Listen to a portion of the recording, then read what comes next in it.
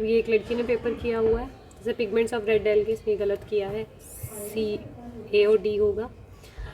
House like order, ये मैंने हमेशा बोला table 1.1 is very very important. तो डिप्टेरा, मिस्केडे। ICBN का फुल फॉर्म आपको पता है। पार्थिनोकार्पी क्या होती है, जिसमें फ्रूट फॉर्म होता है without fertilization of ovary is known as parthenocarpy. ठीक है। रेडियल वस्कुलर बंडल्स आपको रूट्स पे नज़र आते हैं। Biological plasticity. फिर आता है 2 steps common in C3 and C4 cycle में। क्या कॉमन स्टेप है? एक रुबिस्को का कार्बोक्सिलेशन, स्टार्च बनेगा इसमें, तो ये 2 स्टेप्स है। फोटो रेस्पिरेशन क्या होता है? फोटो रेस्पिरेशन तब होता है जब रुबिस्को ऑक्सीजन के साथ पकड़ेगा, तो हम उसको फोटो रेस्पिरेशन कहते हैं। Auxin is a growth promoter hormone as well as growth inhibitor. It promotes the growth and development of plant.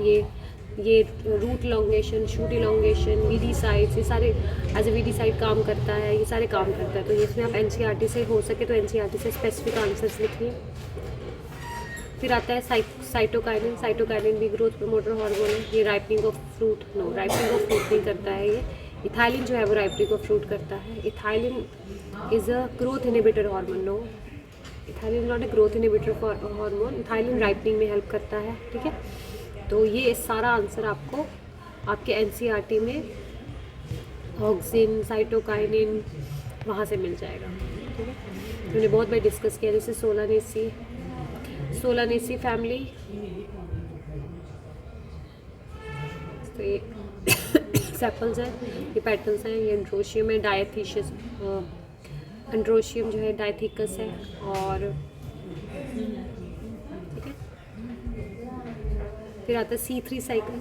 C3 cycle जो है हमने बहुत बारी पढ़ा है, कैल्विन साइकिल है। द कैल्विन साइकिल है और इसमें 3 स्टेप्स है, carboxylation, reduction and regeneration. Carboxylation, reduction and regeneration. तो कार्बोक्सिलेशन में आपको सारे स्टेप्स लिखने हैं। जैसे इसने ये चार्ट बनाया, वो अच्छा चार्ट है, पर इससे बैलेंस शीट नहीं लिखी, कितने ATP कहाँ चले गए। तो मुझे वो प्रॉपर बैलेंस शीट चाहिए।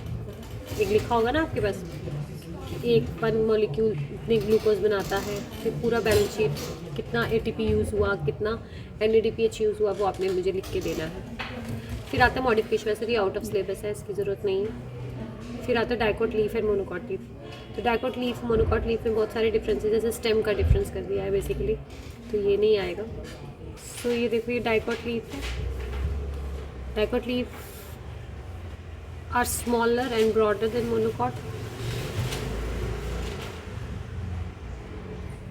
स्टोमेटास डाइकोट लीफ में किडनी शेप्ड होते हैं, यहाँ डम्बल शेप्ड होते हैं।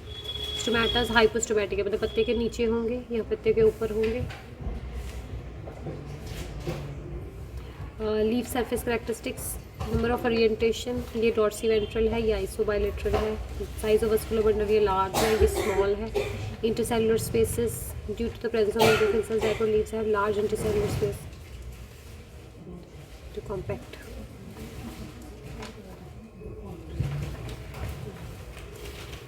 विनेशन pattern, reticulate venation, parallel विनेशन।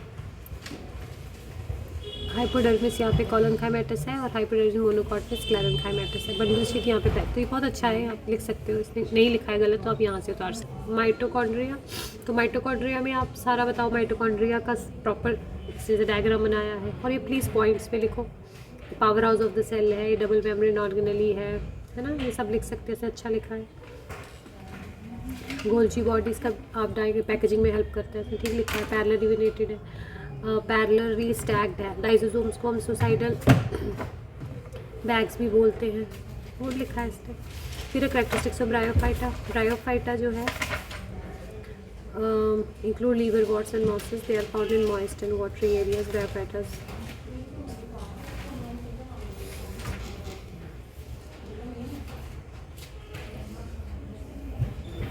Cryptogams, phanerogams, अच्छा लिखा है इसमें। ये भी टेरिडोफाइट्स के बारे में रिजल्ट्स में हमेशा डिप्लॉयड गैमीट्स कभी डिप्लॉयड नहीं होते। The main body of pteridophyte is haploid, no diploid, क्या लिखा है? मेन बॉडी ऑफ टेरिडोफाइट क्या होती है? डिप्लॉयड होती है।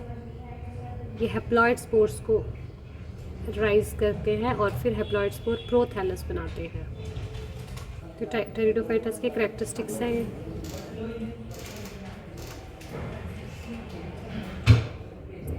They are the first plants to evolve. Cryptogam, seedless and vascular. Plant body has true roots and stems. तो इतना लिखोगे, मुझे लगता है बहुत है 3 मार्क्स के लिए। अच्छा लिखा हुआ है इन्होंने, ठीक है। फिर आता है virus. Viruses are the only microorganisms are not included in any. Virus is found usually everywhere. They cause us fear. बताओ ना क्या है, ये बताया ही नहीं इसने। Viruses can have both single and double stranded DNA. लिखा है इसने सारा। Viruses they are found in. Example लिखो, ठीक है। Virions जो है वो similar to virus in structure? No.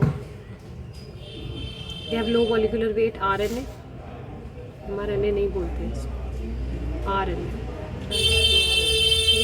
तो अपनी NCERT खोलो, वहाँ से बहुत अच्छा आपको विरियॉइंस के बारे में पता चल जाएगा।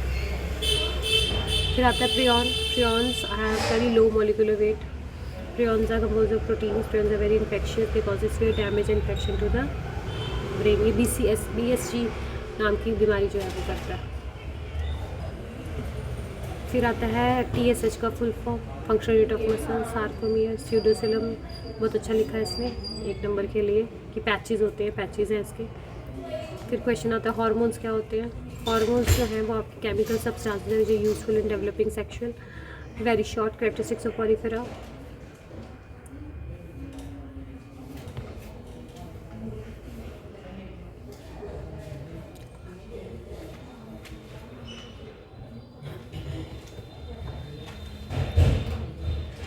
Cardiac output is your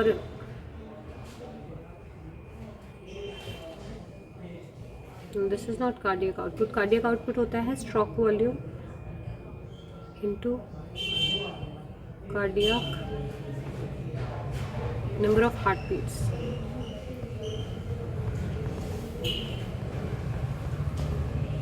ठीक है।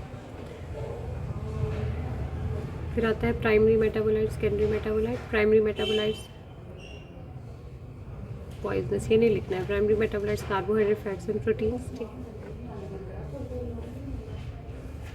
फ्रॉक के बारे में इसने ठीक लिखा है, आप बहुत बार लिख चुके हो। प्रोकैरियोटिक यूकैरियोटिक सेल्स भी आपको पता है। प्रोकैरियोटिक यूकैरियोटिक सेल्स में typical prokaryotic cell, eukaryotic cells है। क्या लिख रही है यार?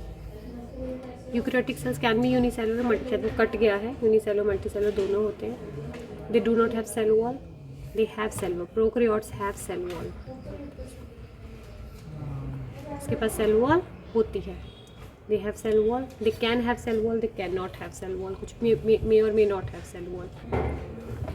सो types of cells, unicellular, multicellular. इसका रेंज है ये, इसका रेंज है 10 micrometer to 100 micrometer. Cell wall usually present chemically complex in nature,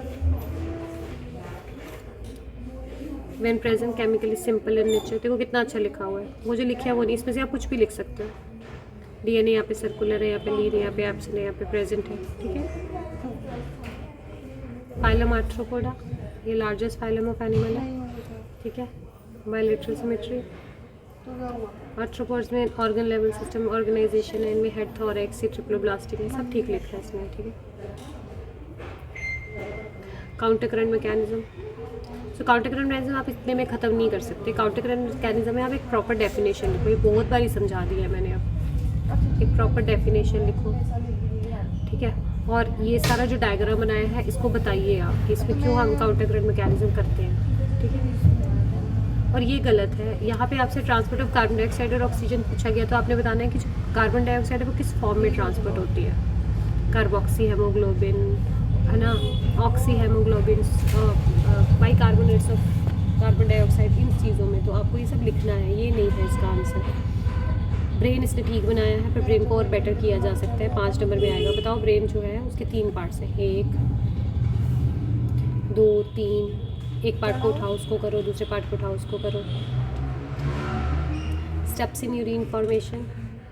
steps in urine formation में आपको इसे ठीक लिखा है, बट इसमें आपको ट्यूबुलर सिक्रीशंस के बारे में, PCT क्या अब्जॉर्ब करती है, कितना ऑब्जॉर्व करती है, कैसे ऑब्जॉर्व करती है, सारा लिखना पड़ेगा। तो आप वहाँ से NCERT से देख सकते हो। छोटा सा वीडियो बनाया ताकि आपको हेल्प हो जाए। ठीक है, थैंक यू।